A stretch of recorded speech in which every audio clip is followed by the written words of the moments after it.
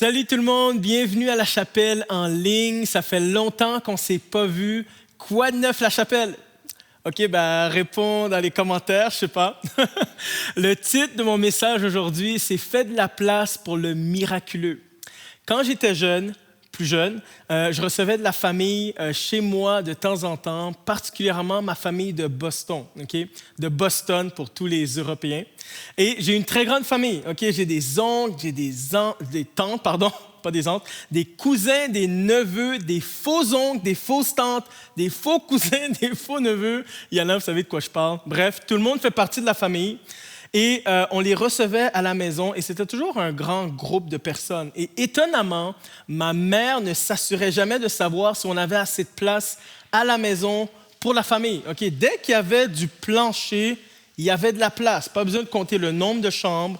C'est plus une question de superficie, de surface que de nombre de chambres. Okay? 15 lattes de bois franc peut accueillir une couverture ou un sac de couchage. Ma mère faisait toujours de la place pour la famille, pour un invité, pour un proche. S'il fallait lever un tapis, bouger des meubles, s'il fallait qu'un de ses enfants dorme dans le garde-robe, ma mère, ça ne lui dérange pas. Okay? C'est jamais arrivé, juste pour vous rassurer. Mais il n'y a jamais de problème avec ma mère. On trouve de la place pour ceux qu'on aime. Et qu'en est-il de la place qu'on donne à Dieu? Okay? Dieu est un faiseur de miracles. Quelle est la place qu'on lui donne pour le miraculeux? Je suis sûr comme moi, tu as soif du miraculeux. Il y en a, c'est dans tes études. Il y en a, c'est dans ta relation de couple. Il y en a, c'est dans ton organisme, parmi tes voisins, chez tes enfants. Tu as soif que Dieu agisse puissamment avec des miracles. Mais est-ce qu'on lui laisse la place? Ma prière est que je fais au nom de tous ceux qui ont soif du miraculeux. Seigneur, aide-nous à te laisser plus de place afin qu'on voit ta main puissante agir dans nos vies.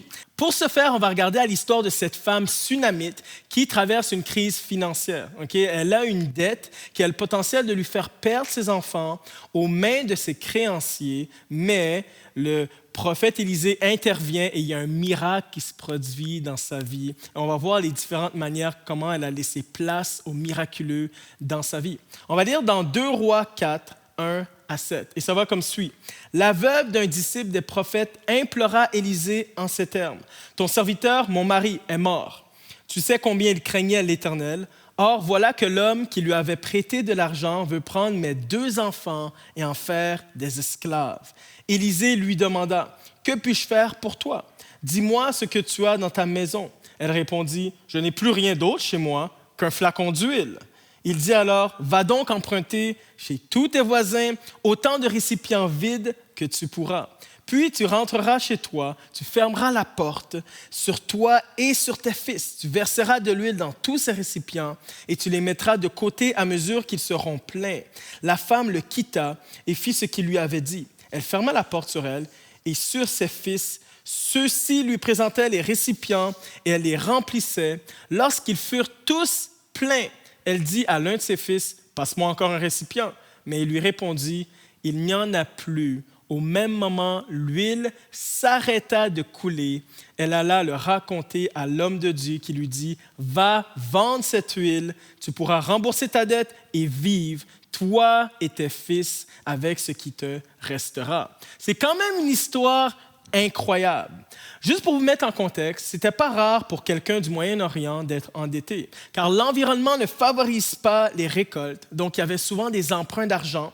Et par contre, les gens devaient, après un certain temps, évidemment, rembourser les dettes. Comment remboursaient-ils leurs dettes? Certaines personnes commençaient par vendre leurs biens. Ils pouvaient vendre aussi leurs terres ou même se vendre soi-même ou vendre les enfants. Okay? C'est de l'abus. Rendu quand tu vends tes enfants, c'est rendu de l'abus. Il y avait des créanciers qui abusaient, mais des fois, des gens pouvaient se rendre jusque-là. Tu pouvais devenir l'esclave de ton créancier pour toujours.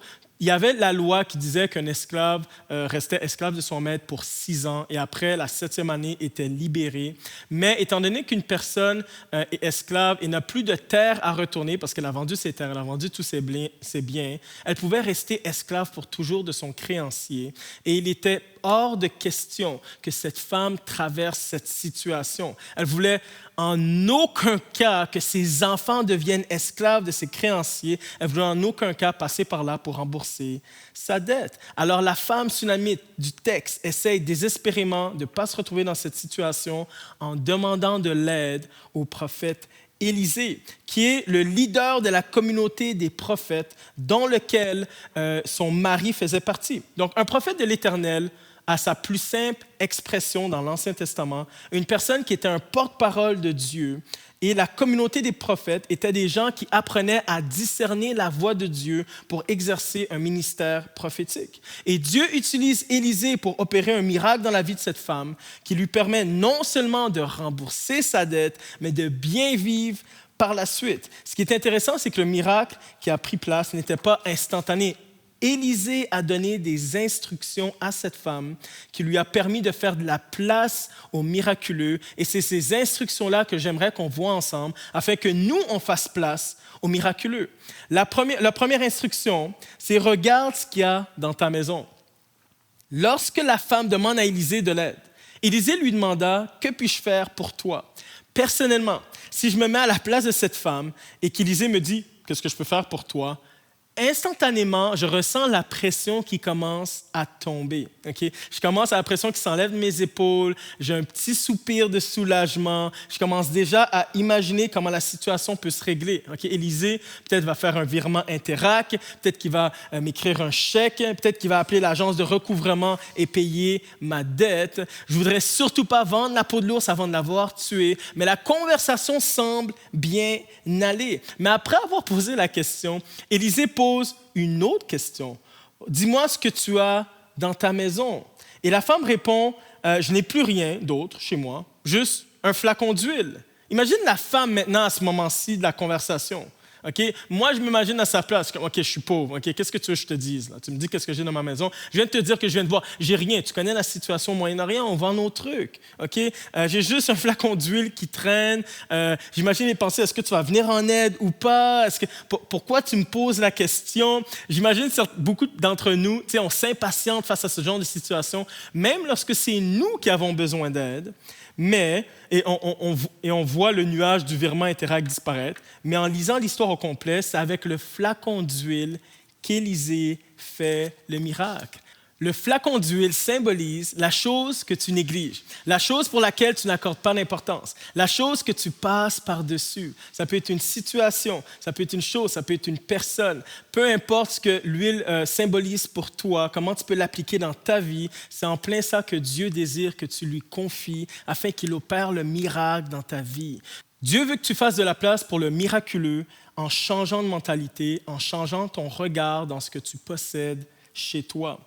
Dieu peut tout utiliser dans ses mains. Okay? Ce que tu juges, ça n'a pas d'importance. Dieu veut l'utiliser. Ce que tu négliges, ce que tu méprises, Dieu veut l'utiliser. Des fois, on est tellement concerné par ce qu'on n'a pas qu'on oublie ce qu'on a. C'est précisément ce que tu as que Dieu veut utiliser. L'outil, la personne, la situation que Dieu veut utiliser peut se retrouver juste sous tes yeux. Regarde dans ta maison. Dieu veut utiliser ce que tu as pour te donner ce que tu as besoin. Souvent, on croit que l'aide de Dieu, Dieu va pourvoir avec des choses qui sont uniquement à l'extérieur de nos capacités, uniquement à l'extérieur de nos ressources, mais Dieu parfois utilise nos ressources, aussi petites soient-elles, pour opérer le miracle de notre vie et subvenir à nos besoins. Ça me rappelle l'histoire des disciples qui devaient nourrir une foule affamée, okay, dans les évangiles. Alors qu'il y a une foule qui est là, ils écoutent les enseignements de Jésus, la foule est affamée, et les disciples, la seule idée qu'ils ont en tête, c'est « OK, ce qu'on va faire, c'est qu'on va renvoyer les gens chez eux, et ils vont manger chez eux, ou ils vont manger dans les endroits proches des villages. » Mais Jésus, il dit non. Jésus avait un autre concept, une autre mentalité. Il a décidé de prendre le lunch d'un petit garçon et il a multiplié ce qu'il avait. Et si, au lieu de se poser la question « qu'est-ce qu'on n'a pas ?», on se pose la question « qu'est-ce qu'on a et qu'est-ce que Dieu peut faire avec ce qu'on a ?» Ça nous change l'attitude. Ça change l'attitude de désespoir à une attitude de foi. Et c'est ça que Dieu veut utiliser pour opérer le miracle. C'est quoi ton lunch? C'est quoi ton huile? Quelle est la chose que tu n'accordes pas trop d'importance en ce moment que Dieu veut utiliser? Des fois, c'est une situation. Il y a des personnes, tu es retourné vivre chez tes parents et tu es vraiment découragé. Tu as l'impression qu'il y a une pause dans ta vie. Oh, qu'est-ce que je peux faire avec ça?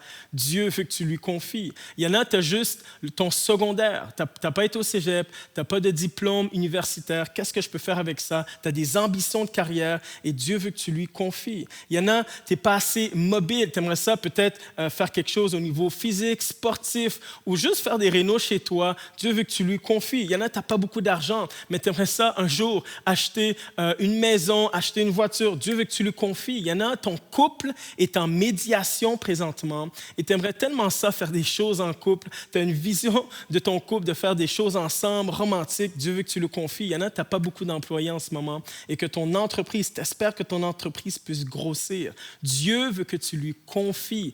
Donne-lui la chose pour laquelle que tu as l'impression qu'il n'a pas d'importance, car c'est avec cette chose-là même que Dieu veut opérer le miracle. Donc ça, c'est la première instruction. Regarde ce qu'il y a dans ta maison. Et la deuxième instruction d'Élisée, c'est va emprunter des récipients vides chez tes voisins. On se remet dans la peau de cette femme. Premièrement, Élisée lui dit, regarde ce qu'il y a dans ta maison. Et après, il lui dit, va chercher des récipients vides chez tes voisins. OK? Clairement, les choses ne se passent pas comme elle pensait. Okay? Clairement, les choses ne se passent pas à la vitesse dans laquelle elle pensait. Elle doit maintenant frapper aux portes à ses voisins et demander des récipients.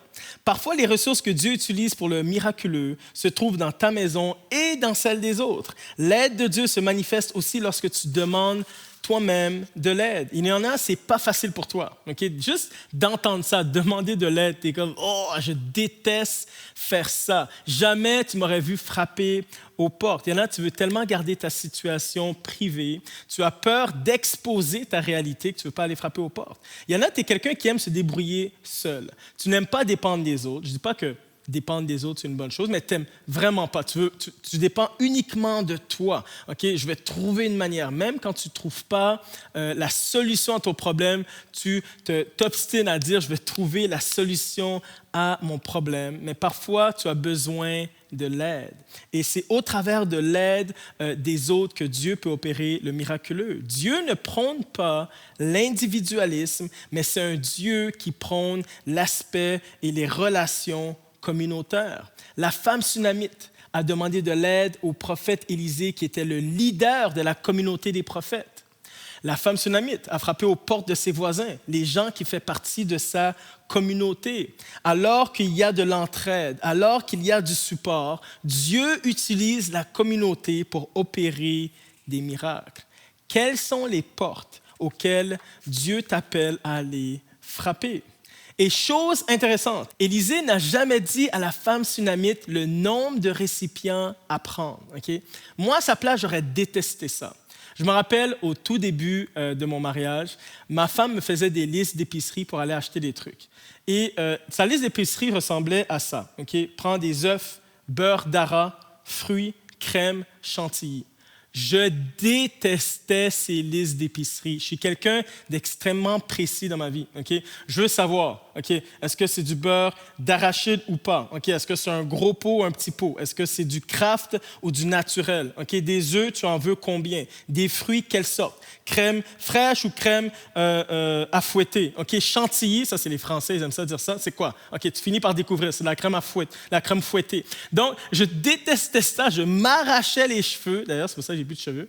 Mais maintenant, les listes sont beaucoup plus précises. Malheureusement, je reviens avec des choses qui n'étaient pas sur la liste ou les mauvaises choses. Maintenant, j'ai juste plus d'excuses. Okay? Pour moi, c'est juste un problème d'homme et je l'accepte. Okay? Donc, tous les hommes, acceptons-le. Okay? Mais Élisée n'a pas été clair. Okay? Il dit, va prendre des récipients. Combien?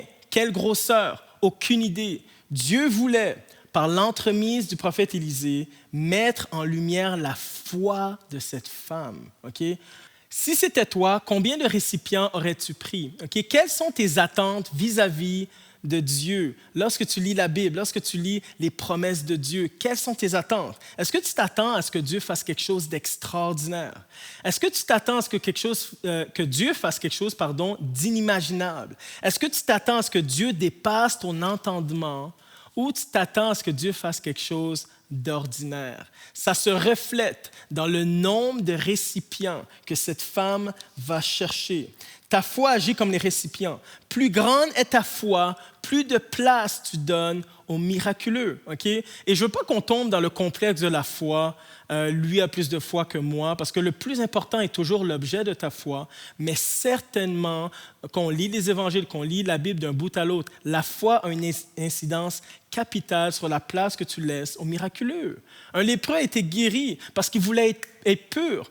Jésus lui a demandé, qu'est-ce que tu veux? Je veux être pur. Le paralytique a été guéri à cause de la foi de 4 personnes qui ont amené le paralytique à Jésus. Il y a un aveugle qui a été guéri parce qu'il cherchait Jésus dans la foule. Un centurion a vu son serviteur guéri à distance. Jésus ne s'est même pas rendu chez le serviteur parce qu'il avait la foi. Et Jésus a dit, il n'y a pas une aussi grande foi en Israël. La foi fait de la différence dans la place que tu laisses au miraculeux dans ta vie.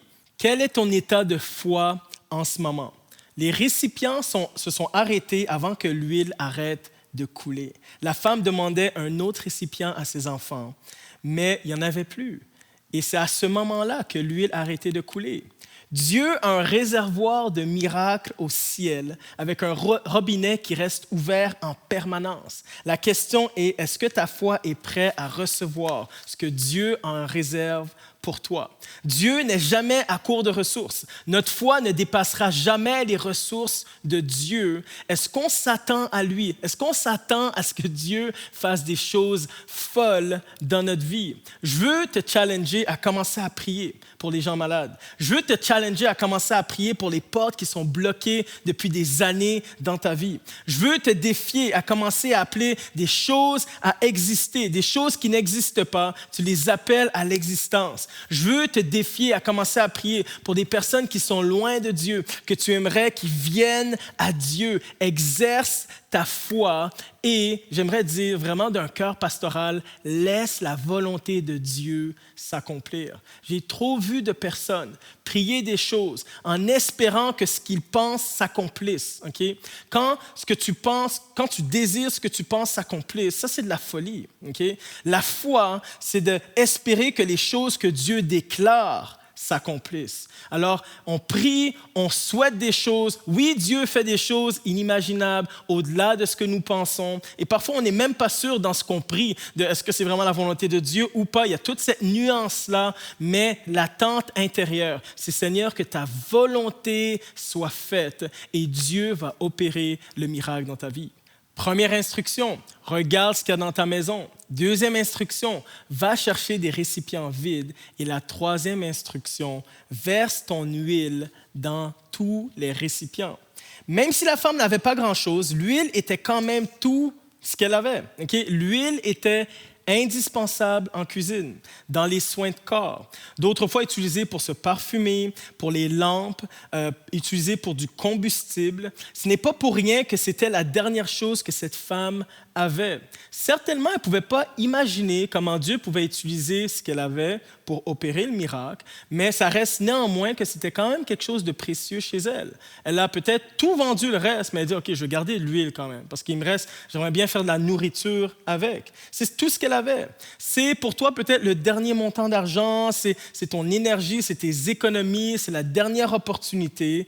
Et quand on a quelque chose de précieux, quand il ne nous reste pas grand-chose de quelque chose qu'on considère précieux, on a peur de le gaspiller, on a peur de le perdre. Mais lorsque tu confies à Dieu la chose que tu as peur de perdre, c'est toujours un bon investissement. Okay? C'est comme la personne au poker qui vient et qui met tout dans le pot du milieu. Okay? Il espère qu'il va gagner la joute, mais s'il ne gagne pas, il est mal. Donc, la femme se retrouve dans une position où est-ce que Élisée lui dit « verse ton huile » et on peut déjà imaginer de se dire « OK, ben qu'est-ce qu'il va faire avec ça? J'espère que je ne vais pas perdre mon huile parce que déjà que je suis endetté, je ne voudrais pas perdre ce qui est précieux pour moi. » Mais ce n'est pas du tout ça qui se passe. Alors que la femme verse son flacon d'huile, on va dire 200 millilitres, elle prend un récipient de 400 ml, rempli. Un autre récipient de 500 ml, rempli. 600 ml, rempli. 800 ml, rempli. Et j'imagine la femme faire comme,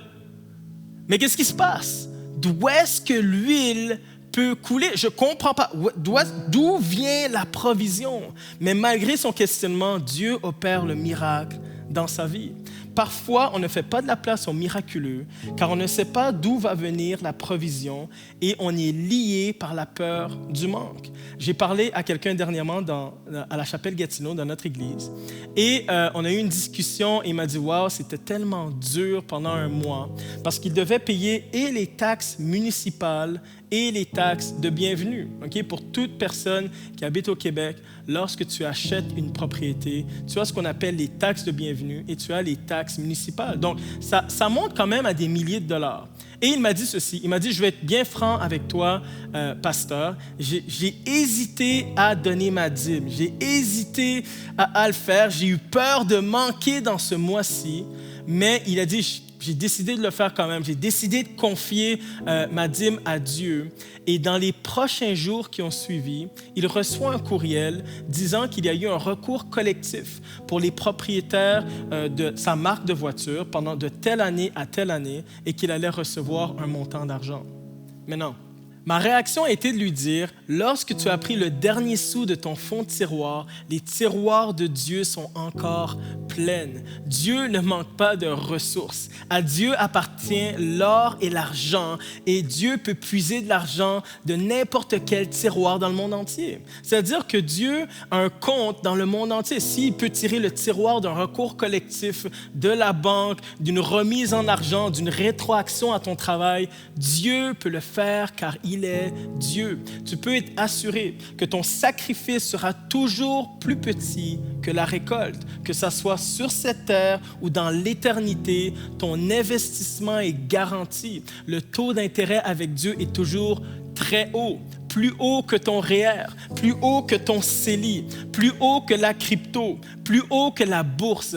Peu importe le sacrifice que tu fais en Dieu, tu vas toujours avoir au-delà de toute mesure. Okay? Celui qui moissonne peu récoltera peu, mais celui qui moissonne beaucoup moissonnera beaucoup. Ton investissement est garanti en Dieu. Parmi toutes les choses que tu peux nommer, parmi toutes les choses que tu peux donner à Dieu, parmi toutes les choses précieuses que tu peux donner à Dieu, la chose la plus précieuse, c'est ta vie. Alors que tu confies ta vie à Dieu, Dieu te donne sa vie. Et sa vie, c'est la vie éternelle. Donner sa vie, c'est quoi? C'est de s'abandonner à Dieu. Seigneur, viens régner dans ma vie. Viens prendre place dans ma vie. Viens prendre place dans toutes les sphères. Pas juste le dimanche matin. Pas juste un compartiment religieux. Mais viens inonder mon âme. Lorsque tu fais ça, c'est la chose la plus précieuse que tu peux donner à Dieu. Et Dieu te donne la chose la plus précieuse chez lui, qui est la vie éternelle. Laissez-moi prier pour vous. Seigneur, on a tellement soif que tu interviennes.